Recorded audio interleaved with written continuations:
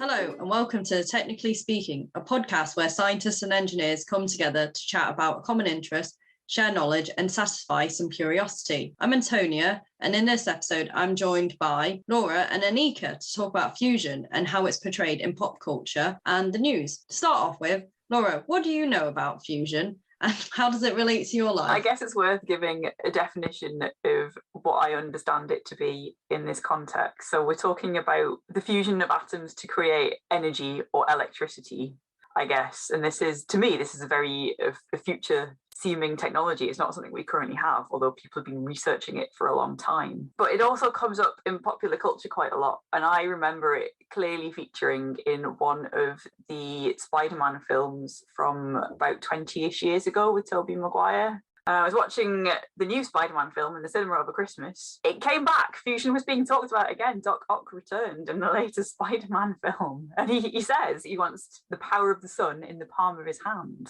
I remember watching Spider-Man 2 way back when. I was working in the cinema at the time as well. And thinking that what actually happens in the films is probably quite far from reality. But that is the limit of what I know about fusion. That's great that 20 years later, it's come back round. And would you say that fusion has changed that much in that 20 years? Well, we luckily have Aneeqa who can talk about this a little bit more. So Aneeqa, what's your perspective on nuclear fusion and also Spider-Man films? So I'd like to start off by saying I cannot believe it's been 20 years since that film. That's just made me feel really old and quite depressed. My perspective on fusion, so I actually work in fusion, so I should start with that. So I'm obviously quite biased. I have not been working in it for 20 years. I was still in school at the time when Spider-Man 2 came out. But even in the 10 or so years I've been working in fusion, there's been a huge amount of development and it's very in at the moment. There's a lot of, press attention. There's a lot of companies and a lot of private investment that has never really happened before. It's always been, as Laura put it, in the future. There's always a joke, it's 30 years away, or we'll get it when we need it. That's what people always say. So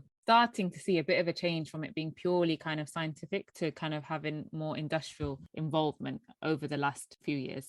Whether that will result in, acceleration in the deployment of fusion it's exciting for sure. Yeah, it sounds like there's a lot to unpack. So maybe let's start at the beginning of what is fusion. So I heard that fusion was first researched in 1920 when people observed that the mass of atoms, particularly hydrogen atoms, were heavier than helium atoms. And that was when they applied Einstein's theory of E equals mc squared. Yeah, spot on. So yeah, what's interesting is that it was actually discovered before fission was. So traditional nuclear powers are fission reactors where they split atoms to liberate energy because there's a mass difference between the atoms that you produce compared to the reactants. In a simple term, fusion's the opposite. So as Laura mentioned, we stick them together, also liberating energy by the same kind of E equals mc squared process that you mentioned. This is something that happens naturally in the sun. This is the best working fusion reactor that we have in our solar system. So we have fusion of light atoms in there, and that's how the sun releases so much energy. As Dr. Octopus mentioned in Spider-Man, we're trying to recreate the sun on Earth, or as he says, in the palm of his hand. I think a lot of the fusion reactors in Hollywood are quite small compared to the size of the experimental ones we're working on in real life. I don't think any of them would fit in someone's hand or even in a small building. But yeah, so they're quite large beasts at the moment. You're saying that a fusion reactor can't fit into palm of someone's hand. Why is that? What makes it so difficult to actually make it into a little pocket-sized reactor? If you can imagine, this is what's happening in the sun. So the temperatures we need are pretty hot in order to sustain a fusion reactor. So normally a fusion reaction relies on three main things, which is the temperature of your kind of atoms you're fusing together, the density of them, and how long you can hold them kind of close enough for them to interact. Because I don't know if you remember, likes, opposites attract and likes repel, from your high school science. It's the same with your nuclei. So if you can imagine your nuclei positively charged, so to get them to fuse together, they have to overcome that repulsive force. And in order to do that, they have to either be very, very hot or very, very close together in order to achieve that. The sun does that because it's got a lot of pressure and also very high temperatures, like maybe 10 million degrees. We can't create those same pressures to get the atoms close enough on Earth. So we actually need to go to temperatures even hotter than the center of the sun. So we're talking about 100 million degrees Celsius in this thing called a plasma, which is like a superheated gas with all these positive nuclei and then the electrons kind of floating together in this soup. So we have super, super hot plasma. Then we need to confine that in some way and hold it together so that they can kind of fuse. There's different ways of doing that. I could go into a lot of detail, but maybe it's too much. I don't know. So one way is with lasers and another way is with magnets. Magnets are the ones that are kind of most commonly used at the moment, but there's a lot of work with the lasers as well. So you kind of need to hold this plasma in a device, maybe with magnets, holding it all in place. It's super, super hot inside. The magnets you have are super, super cold. They're super cooled, superconducting magnets, which is basically almost absolute zero. So in a typical fusion reactor called a tokamak, which is like this donut-shaped device, in the space of a few meters, you're going from almost absolute zero to 10 times hotter than the center of the sun. So it's quite a challenge to have that kind of temperature. Nowhere else in the universe has such temperature gradient other than a fusion reactor. So it's kind of crazy. There's like a huge challenge in holding the reaction in place, the materials, the engineering to have kind of container that can hold it all. And that's probably the easy bit. We still also can't get more energy out than we put in, because holding that reaction in there, getting it to kind of self-sustain itself is a real challenge. Aneeqa, what kind of materials could you use? So to refer back to Spider-Man 2, Doc Ock uses these AI controlled robotic arms to control it. Is there any robotic arm that we could use to hold the reactor together or start the reaction? Nothing to hold the reactor. It's all kind of your steels and things like that. So you build almost like a giant vacuum vessel with steels and other materials that can hold it in place. But robotics are really important in fusion, and there's been a huge advancement in the terms of robotics that we use, because sometimes there's certain places where you can't go into, it's not safe for people to go into, and so they need to do remote handling, much like the fission industry, or replace components. So there's been huge advancements of robotics, and there's even the ones, I've forgotten what they're called, but it's like you can just move your hand and the robot moves. Do you know what I'm talking about? So it's like you have a headset and then you move your hand and the robot moves in the same way as your hand. Oh, like, so something in the headset that's sort of tracking what your hand does and mirroring. Oh, okay.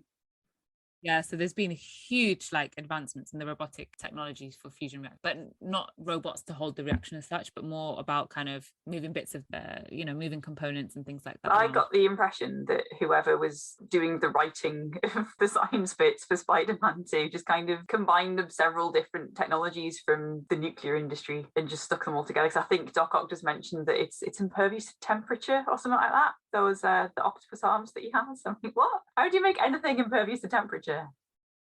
Yeah, fusion literally needs high temperatures and magnets to hold it. So it really needs those things rather than not being impacted by them at all. I got the impression that the reason we're not using the tech yet, I'm aware that you have to get more energy out than you're putting in. And I always thought it was because the confinement was the difficult part. But from what you said, it sounds like it could be more the temperature differences. So is there one big challenge to look at, or is it all those many different challenges that you mentioned? There's millions of challenges. So yeah, the confinement time is still an issue, Laura. I think that's an issue. Achieving a burning plasma. Now we have to heat the plasma to get the reaction going and to keep it going. The idea is that it can kind of self-sustain itself in the future if we can, but we're not at that stage yet. Additionally, huge materials challenges in terms of very complex geometries, regardless of whatever reactor design you're going for. The geometries are crazy. You have kind of joins between dissimilar materials that have very different properties, which creates weaknesses in your structures. On top of that, you have getting the fuel. So another thing that in a fusion reactor on Earth, we want to use two isotopes of hydrogen called deuterium and tritium. Deuterium is pretty readily available. Tritium at the moment, a lot of it comes from CANDU reactors, so a little link with the fission industry. But the hope is that in the future, we can breed the tritium within the reactor itself, which I think Dr. Octopus talks about. Maybe he doesn't, I don't know. He mentioned self-sustaining, but doesn't really explain. Then starts going to like harmonics and stuff, like finding some frequency that's the same as the atoms or something, which I didn't quite understand. I think that's just Hollywood talk. In terms of the self-sustaining, the plan is that the neutrons that are generated from the tritium reaction can interact with lithium, which would be in the wall of your reactor, generating more tritium, which could then be used as more fuel. So that's the plan of it being self-sustaining. So if we're starting with tritium and what was the other one? Deuterium. What's deuterium? Is it 1 proton, 2 neutrons, and then we're adding on 1 proton, 3 neutrons, and then we get lithium? Or have I got that wrong? So yeah, we have the deuterium and tritium, which is 1 proton for both of them, and then 2 neutrons, 3 neutrons. They fuse together, producing helium. So that's 2 neutrons and 2 protons, plus another neutron, which is highly energetic. So it's like 14 MeV neutron. So that highly energetic neutron that's generated can then interact with lithium in order to produce tritium. That's the theory. It's not been proven yet. Okay, because when they mentioned self-sustaining, I assumed that you fuse these atoms together and then that you can somehow get them to fall apart again, even though they're meant to create fairly stable isotopes, I think. No, I think it's more that the reaction keeps going without any additional heat being injected into it. And then on top of that, you can generate more fuel from the neutrons that are generated. I think it's also been a long time since I've seen this movie. I don't know if that's what they're about, but I feel those fit in the bill of self-sustaining when it comes to fusion. To be fair, in Spider-Man 2, there's pretty much just this, he places this ball of tritium in the middle of this cage essentially. And for what I've seen of, you mentioned tokamak reactors, I think they've got this like big sort of like a hollow donut really, and all the magnetic confinements around the outside of that donut, right? Yeah, exactly. It's very different to what was in Spider-Man 2.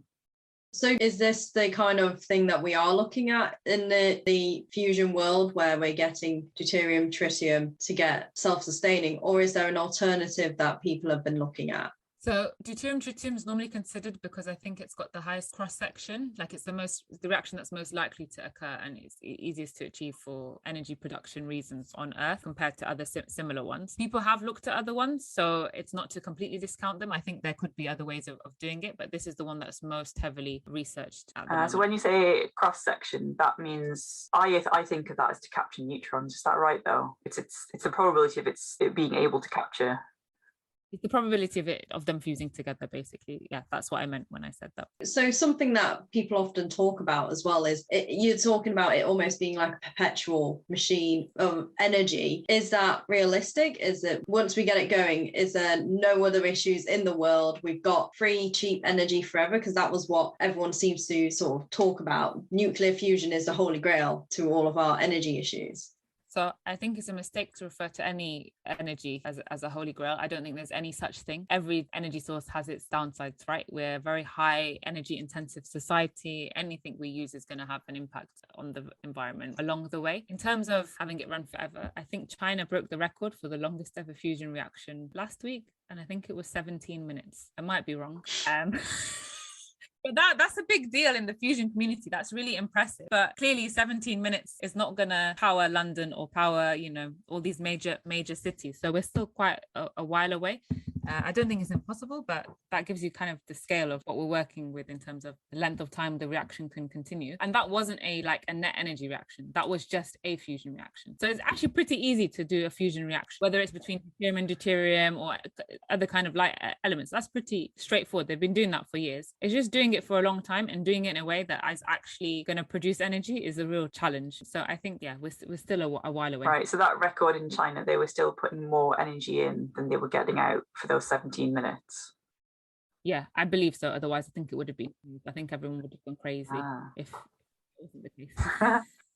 Once they got that 17-minute, how long did it take to set up for the next run? You've got 17 minutes, we did it. And then how much longer would it take to get that tritium fuel back in and resetting everything, getting back up to that temperature and pressure as well? Because I imagine once it happened and then it was okay, we need to shut it down. It's not sustaining anymore. So I don't think they even used tritium. I think it was deuterium. I may be wrong, please. Yeah, I can't remember. So they probably didn't even use tritium. I'm guessing they used deuterium because I think only JET at the moment, which is in the UK, is operating with deuterium and tritium to test the reaction. So I think that was just deuterium. I don't know when their next pulse would have been. I assume that it wouldn't take too long, but again, I'm not sure. So when it became unsustainable at 17 minutes, I'm guessing that didn't mean it was about to explode and we have to shut it down like it did in Spider-Man. It was just the reactions kind of stopped and it fizzled out.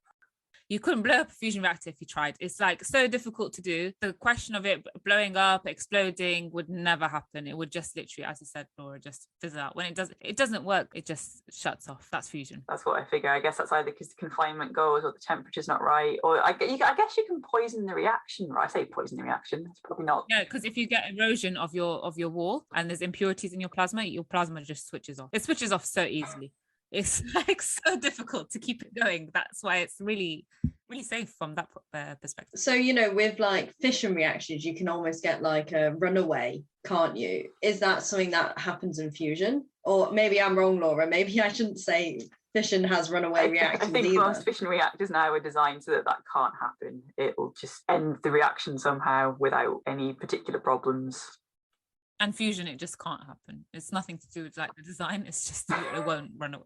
It just won't. It won't work. If If the conditions aren't right, it just won't happen. That's I'm guessing whoever wrote Spider-Man 2 was like, oh, it's the sun. Let's just sort of lean on that analogy. Let's make something that looks like the sun, this little really hot ball in this fairly poorly described confinement ring. But it looked like a little sun. Like the pictures you see of the sun, it was orangey, wasn't it? And I also suspect it wouldn't look like that in real life.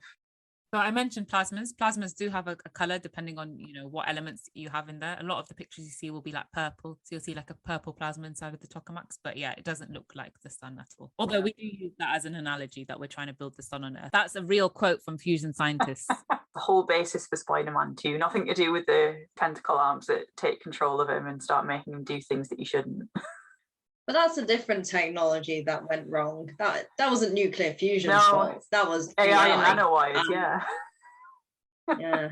Check out our Nanobots episodes just before Christmas. Yeah, it did make me wonder, based on our episode, what do those nanowires do and what are they made of, and why is even using nanowires? But that's a different podcast episode. But so you said that not many people are using tritium, and Doc Ock does. Every time he says he can't just call it tritium, he has to call it precious tritium every single time he mentions it in the film. You said that's because it can only really be gotten from other parts of the nuclear industry. At the moment, but that will change once they develop this breeding technology. And they're actually researching that in ITER, which is being built in the south of France. So that's like a massive experimental reactor that involves collaborations with the EU, US, Japan, Korea, China, India, Russia. Should be 7. I might have missed someone out. Sorry if I missed you out. But they're all working together. And one of the concepts they're trying to improve is this tritium breeding technology. So that if it's producing helium, what happens to the helium? Can that poison the reaction? Interacts with the materials and causes a lot of issues, Laura. Is that just waste that they have to do something with? I mean, it's fairly benign gas, right? Well, you say it's benign until it forms bubbles and all sorts of weird. So helium can interact with tungsten, which is what I work on, and produces this wild nanostructure on the surface of your material, and it turns the tungsten black. So if you can imagine a black metal, so it's completely optically black. And then people were scared that this might erode and then poison the plasma or cause issues. But actually, there's been a lot of research into, could we use this, even though it might be an issue in a fusion reactor? Could we use it for photocatalysis or for like solar panels and things like that? Because it's an optically black metal. So one man's treasure is another, no, one man's trash is another man's treasure. One person, sorry. Yes, I should be inclusive. Yeah, I'm not going to say it again. I'm just going to confuse myself. But you know what I mean. You've got neutrons flying around in there as well, right? And if you're confining stuff with magnets, you're not going to confine the neutrons, are you? Nope. So they also damage your material. It's another issue. They go straight through and they interact with your material. They can cause transmutation. So your materials can start as one thing, end up being something else, and they can cause a lot of damage. Yeah, most of what I know about neutrons is they make things that are radioactive, and then you've got radioactive waste to deal with. Yeah. So to be fair, the fusion industry have said they want to try and use reduced activation materials. So they deliberately try and use elements that will produce as little radioactive waste as possible. However, with 14 MeV neutrons, you are going to get stuff getting activated. I think it won't be high level, it'll be low level, but I think there will be a significant amount. How do you think it will compare to the conventional nuclear industry's waste? Good question. A lot of the waste that's been developed from the nuclear industry currently, that's come from really old technology reactors, and newer reactors could be more efficient, could produce less waste, and you can recycle the waste as well if you so choose. So yes, I think that's a really difficult one to figure out what the differences would be.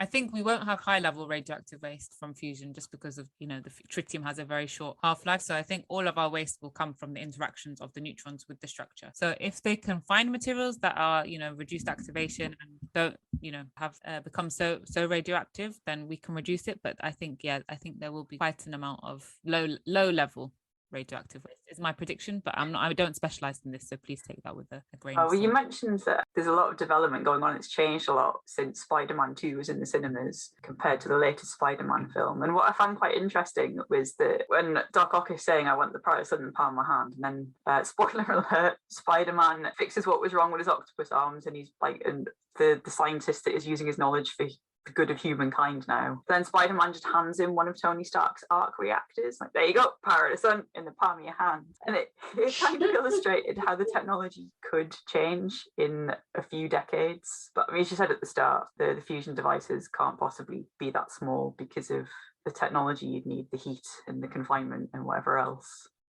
So I said that, maybe not the size of your hand, but actually there is a lot of work on these high temperature superconductors, which are being developed at the moment. So things like Rebco. So I believe there's a company in the UK called Tokamak Energy. And then also in the US, Commonwealth Fusion Systems are working with MIT on the Spark and Arc reactors. I think they chose it to link to Iron Man. So they're using these high temperature superconductors, which means you can operate the superconductors instead of almost at absolute zero, operate at a whopping, I want to say 77 liquid nitrogen temperature.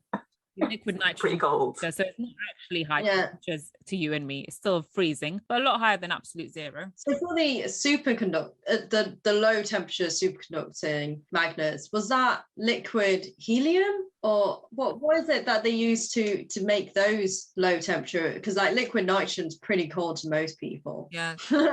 No, that's a good question, actually. I don't know what they're called by. I think helium sounds reasonable, but I'm not sure. But with those, your reactor has to be a lot larger, whereas with the high temperature ones, they have a capacity to be smaller. So the reactor could potentially be a bit smaller with these high temperature superconducting. Be interesting. It's probably slightly outside this episode, but there's a lot of talk about small modular reactors. Yes.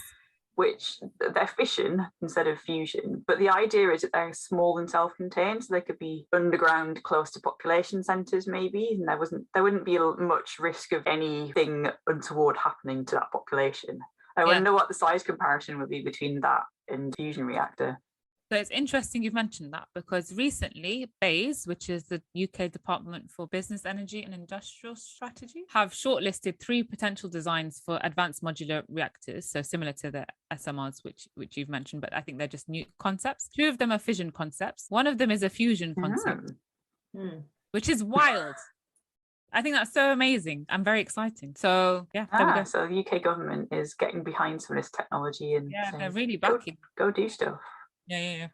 I do wonder though, because the pots of money that the government give out are probably quite small in comparison to what you need to do all this research and actually make a viable technology. So I wonder how much difference that will make. It is encouraging though. Yeah, I mean, I think that's the issue with any type of nuclear technology, right? And again, what Dr. Octopus said, is he Octopus or Ock? I feel I'm calling him the wrong name. Sorry. Well, it's Otto Octavius, isn't he? Octavius. Why do I call him Dr. Octopus? I think he's given that name by what's the bloke that runs the Daily Bugle? J. Jonah Jameson. Yeah. I think he's the person that names all the superheroes and supervillains in my head anyway. And I think because he had like 4 human limbs and 4 AI nanowire limbs. The robotic grabby things. Yeah. He says it would be a cheap technology, but I don't think every nuclear technology requires like support in terms of the cost side. It's not as cheap as other sources of energy, right? That's one of its big disadvantages. It's also quite interesting again, to compare it to nuclear fission, is how there is a lot more collaboration. Nuclear fission is still largely kind of politically sensitive, kind of geopolitical, like this is our technology. The CANDU reactor from Canada literally has Canada in its name. The UK AGR, that they have that technology, and then there's the other ones that I can't remember. But fusion seems to have become an international collaborative effort. Yeah, definitely, for sure. I think there's a lot of collaboration in fusion, but still not enough. I think there needs to be more, especially from like developing countries and things like that. I think it definitely needs to be more accessible to more people. I think there's an issue with that, even in fusion as well as fission. So why do you think fusion is still always 30 years away? Is it just the lack of money going into it? Is it that we just haven't worked everything out, or we don't have the right materials at our palm of our hand? Yeah, that's a really good question. So I actually think until very recently, there hadn't been a lot of money in fusion, to be honest, compared to other technologies, other industries, compared to renewables. It was very much kind of scientific, academic kind of research. So it was quite small scale, despite these kind of large collaborations and things like that. But I think also the collaborative nature is great, but it also means things take a lot longer as well. I think when you have such big projects, it's really difficult. Like if you're making components in China and another component that's the same in India and another one in the EU, getting them all to fit together with really low tolerances is a real challenge. Speaking specifically about ITER and any big multinational project like that, I think is going to take a long time. And then even with the companies, there's just huge technical challenges. Along the way, they've developed so much technology that's constantly spinning out into other kind of industries and things like that, whether it's the robotics, whether it's the superconductors. So regardless, I think it's a good investment just because the side hustles that are created. I didn't know what the right word was. I'm looking to call it side hustles of fusion, are really valuable to a lot of different parts of society. But it is technically very challenging. So I think that's why it's taken a long time. Hopefully, with more investment now and more people getting trained up and working in it, it can go faster. I think that's like the nature of research, though. If you knew exactly how things worked, it wouldn't be called research, would it? So you always uncover things that you didn't expect or something else that he's looking into in more detail. And I don't care what people say, the majority of discoveries, I'm sure they happen by accident, or when you do something you're not supposed to do. Like you could try for ages and ages and do everything by the book, and then one day you'll just forget to do something, and that's when you'll get your interesting result, or something a bit more creative or different. This is how you get Spider-Man supervillains, because they fall into a vat of something, or someone does an experiment on someone they shouldn't have done. Speaking of things that people shouldn't do, I don't know if we want to broach this topic of weaponizing fusion, because that was sort of where some of the research came from, was looking at thermonuclear weapons. First it was fission and coming up with the atomic bomb, and then they came up with hydrogen bombs. Do we want to discuss that? I think it's just unfortunate that the nuclear industry was becoming a thing that happened to coincide with the end of World War. I think a lot of scientists were like, we're doing this to create electricity that will be so cheap you won't have to meter it, was what was being said. I think it's more as a victim of circumstance that it's so strongly associated with nuclear weapons. But I'll get down off my soapbox, I think, because other people have got different points of view. No, but I think it's obviously it's not great, but I think it's important to remember that actually a lot of research comes from military applications across all industries, and I'm not excusing it at all. I think obviously nuclear weapons are terrible, but even food. I read this really interesting book, I can't remember the name and it's going to really annoy me, but it was like how a lot of the food that we eat now, it came from like military research, especially like the processed stuff. So like cheese powder came from like military research in America back in the day. They developed, and so a lot of these companies, they invested in the army to develop food that they could use like as rations, and in return they were able to then market it and sell it because they owned the rights to it. So a lot of these processed foods came from like army stuff. I think it was like combat ready food. I'm going to find the name of the book because it's going to annoy me, but the point is that a lot of industries regardless can either be used for good things or for bad things. And I remember Ginwa sent one quote as well, that what was the quote? It was about using like intelligence or knowledge for human good, wasn't it? Yeah. Also, I found the book Combat Ready Kitchen: How the US Military Shapes the Way You Eat. Really recommend it. It's a really interesting book. Interesting. That quotation was, "Intelligence is not a privilege; it's a gift, and use it for the good of mankind." They say in the film. I'm going to change it and say humankind. Humankind. There we go.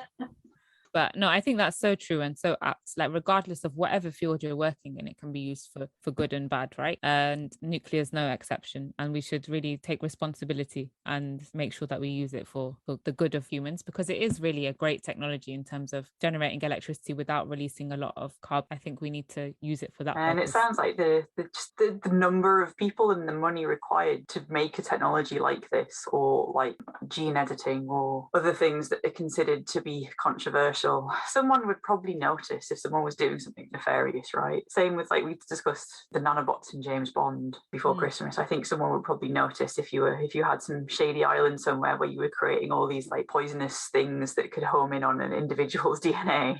Yeah, and it's so heavily regulated. There's so many people checking how everyone's doing everything in any kind of nuclear industry. Okay. Yes, we've not mentioned this at all. Go on, wax lyrical about what got you interested into Spider-Man in the first place, Aneeqa? Great question. So when I was little, my mom somehow ended up getting this video from somewhere, I don't know where from, and it had these 1970s Spider-Man movies with, I think Nicholas Hammond is the name of the actor who played Spider-Man. And anyone who's not watched them, I think they're on YouTube. No one knows about this movie, like only the die-hard Spider-Man fan. I'm not even a die-hard Spider-Man fan, but it's just because that's how I was introduced into it. That would like started my love affair with Spider-Man. They're just amazing. They actually, I think the science in them is a lot better than modern Hollywood. Laura mentioned they basically show you a lot of nuclear technology in either the first one or the second one. I think there were 3.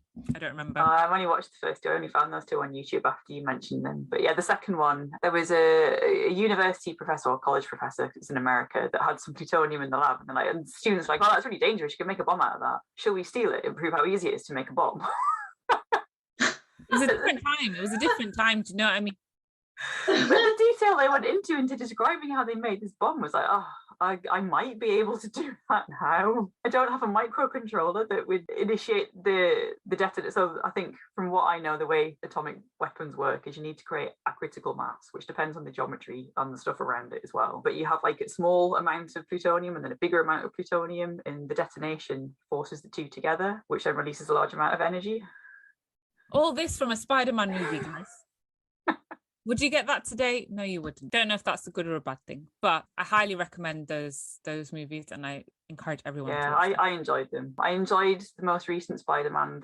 I guess they're like the Home trilogy, because it's all home in the titles, aren't there? And I think my favourite lines from that film was probably MJ in the last film. There's a bunch of scientists, supervillains, whatever else, and just like, you're in a wizard's dungeon. It's brilliant. This wizard that somehow does something with physics and controls universes. Wizard's dungeon. I think that's sums up Hollywood approach to science. It's magic. It's not science. But there's someone else who said it only seems like magic because they don't understand the science. So that's why they're in Hollywood. They can tell a story and not understand the science, and it's magical. Maybe. I still think quantum entanglement sounds pretty magical, even though I kind of understand how it works. But making stuff, molecules and atoms on one side of the universe do something that something else is doing here and now, that sounds pretty magical to me. Wormholes. And I think that we'll just leave it there.